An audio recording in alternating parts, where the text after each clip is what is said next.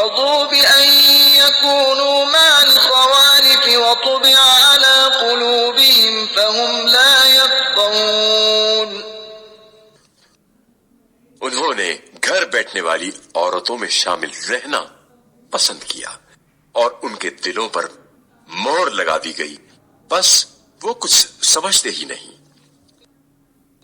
لكن الرسول والذين آمنوا معه جاهدوا بأموالهم وأنفسهم وأولئك لهم الخيرات وأولئك هم المفلحون. جبکہ رسول اور ان کے ساتھ ایمان لانے والوں نے اپنے اموال اور اپنی جانوں کے ساتھ جہاد کیا، اور اب ساری خوبیاں انہی کے لیے ہیں اور وہی کامیابی حاصل کرنے والے ہیں.